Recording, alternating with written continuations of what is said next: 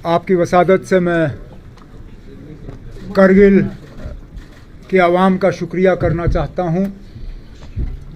जिस तरह उन्होंने नेशनल कॉन्फ्रेंस और नेशनल कॉन्फ्रेंस के साथ मिलके कांग्रेस को जो मैंडेट दिया और जो भारी हार का सामना बीजेपी को करगिल में उठानी पड़ी, उसके लिए एक एक करगिल के जो हमारे भाई बहन हैं वो शुक्रिया के हकदार हैं। उसके साथ साथ अपने तंजीम के साथियों को मैं मुबारकबाद पेश करना चाहूँगा। ये कामयाबी न मेरी है, न नासिर की है, न यहाँ पे श्रीनगर में हम में से किसी की।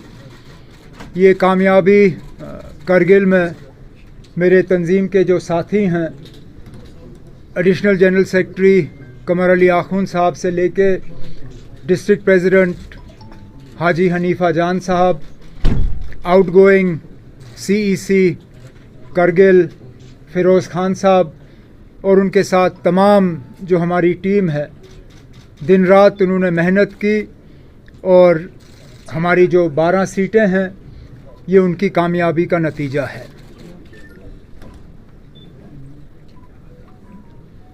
मैं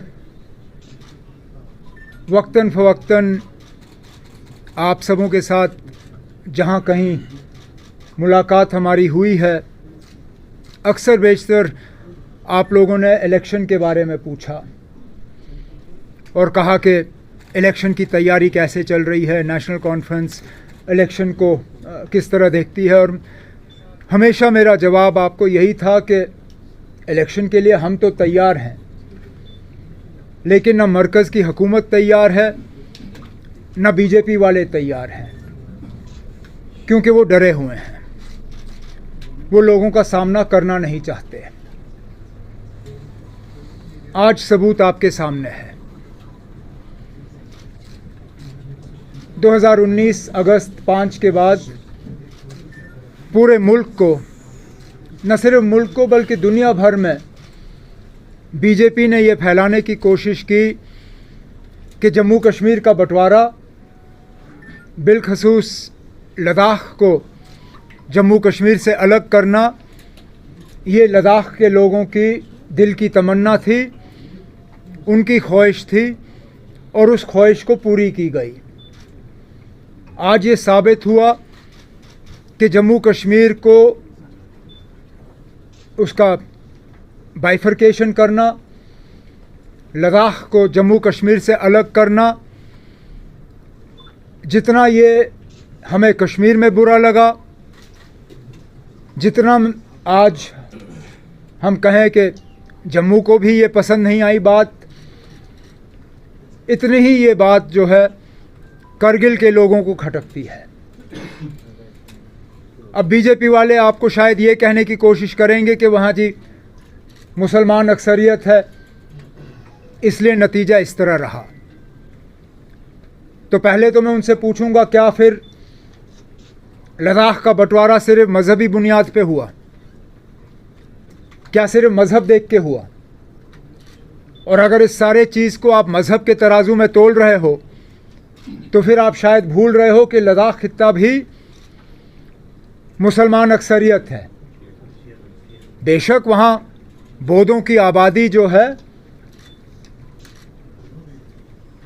कम नहीं है, लेकिन अक्सरियत लद्दाख में जो है मुसलमानों की है। और इस इलेक्शन में बौद्ध वोट जो है वो बीजेपी को नहीं गया। अगर गया होता तो नतीजे शायद अलग होते। इस इलाके से हमारा भी एक बुद्धिस्ट काउंसलर जीत के आया है पदम से। तो ये भी नहीं कहा जा सकता कि नेशनल कॉन्फ्रेंस ने मजहब के बुनियाद पे वोट हासिल किए। हकीकत ये है कि ये इलेक्शन डेवलपमेंट और इन सब चीज़ों के बारे में कम और 5 अगस्त 2019 के बारे में ज़्यादा था। और करगिल के लोगों ने अपने वोट से साबित किया कि वो इस फैसले के साथ नहीं हैं।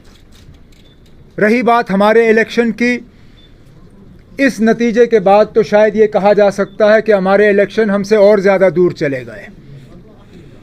अभी तक तो हमें ये उम्मीद दी जा रही थी कि असेंबली के इलेक्शन नहीं होंगे, लेकिन सुप्रीम कोर्ट में जब 370 को लेके बात चल रही थी तो वहाँ पे हुकूमत के तरफ से ये कहा गया था कि पंचायत और अर्बन लोकल बॉडीज़ के इलेक्शनों की तैयारी की जा रही है। लेकिन पिछले दिनों दिल्ली में होम मिनिस्टर साहब की मीटिंग के बाद जो रिपोर्ट्स देखने को मिल रही हैं, उनके मुताबिक लगता है कि अब ना पंचायत इलेक्शन करने की इनको हिम्मत है, ना बल्दियाती इलेक्शन करने की इनको हिम्मत है। शायद इनका बस चलता तो ये यहाँ पे ये पार्लियामेंट का इलेक्शन भी नहीं कराते, लेकिन पार्लियामेंट इलेक्शन इनकी मजबूरी बन गई है।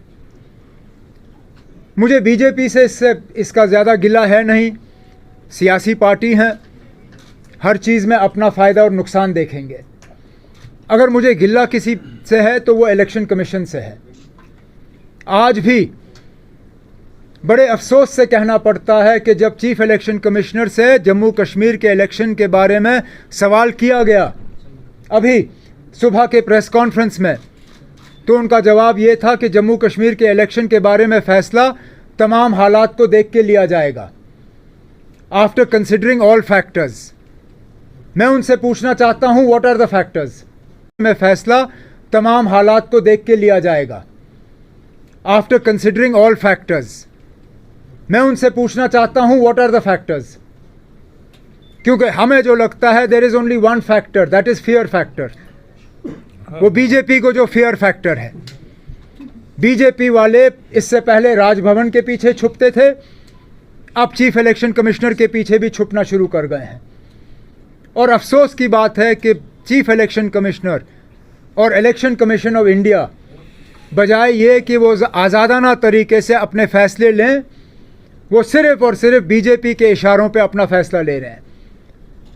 नहीं तो कोई जवाज़ियत नहीं बनती है कि इतने सालों के बाद भी आप जम्मू कश्मीर में असेंबली इलेक्शन नहीं करा सकते हो। अगर इस फेयर फैक्टर के अलावा और कोई फैक्टर है तो हम इलेक्शन कमीशन से सुनना चाहेंगे।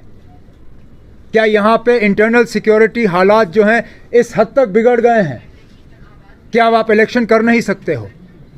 अगर बिगड़ गए हैं तो बताइए, क्योंकि अभी तक तो पूरी दुनिया को ये बताया गया था कि जम्मू कश्मीर में 5 अगस्त 2019 के बाद हालात में बहुत ज़्यादा बेहतरी आई है। यहाँ करोड़ से ज़्यादा टूरिस्ट आ रहे हैं, पता नहीं कितने कितने नंबर यहाँ दिए जा रहे हैं। अगर ये सब सच है तो फिर हमें बताइए ना, अब क्या फैक्टर है? आप किन फैक्टरों को कंसिडर कर रहे हैं? क्योंकि आप बार बार ये जो है राजभवन या इलेक्शन कमीशन के पीछे छुप के लोगों को अपने हक से महरूम नहीं रख सकते। लोगों का हक है अपनी हुकूमत का फैसला करना। क्या हमें उतना हक नहीं है जितना मध्य प्रदेश, छत्तीसगढ़, राजस्थान, तेलंगाना और मिज़ोरम को है?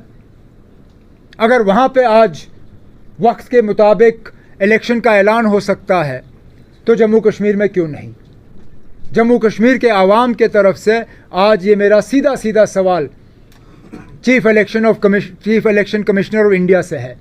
मेहरबानी करके जम्मू कश्मीर के लोग आपसे सुनना चाहेंगे, what are the factors that are responsible for denying the people of Jammu and Kashmir their democratic right to a government? Because I need only remind you of your own words a few months ago, जहाँ पे इसी तरह एक सवाल के जवाब में आपने कहा था, yes we recognise there is a vacuum and that vacuum needs to be filled. उस वैक्यूम को भरने के लिए अब कौन से फैक्टर आपको नज़र आ रहे हैं कि आप इलेक्शन नहीं करा सकते हो? हमें बता दीजिए। मैं शुरू में इतना ही कहना चाहता था, इसके बाद जो भी आपके सवाल हैं मैं कोशिश करूंगा उनका जवाब देने की। बताइए।